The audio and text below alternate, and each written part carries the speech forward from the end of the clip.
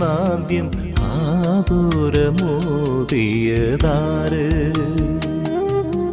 ഒരു വാക്കും പറയാതെ 100 കാര്യങ്ങൾ പറയാൻ തുടങ്ങിയതെന്ന് ഓർമ്മയില്ലെങ്കിലും അറിയുന്നു ഞാനിന്ന്.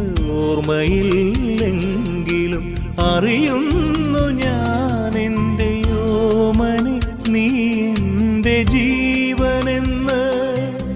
പ്രേമാർദ്രരാഗഭാവമേ സ്വപ്നമേ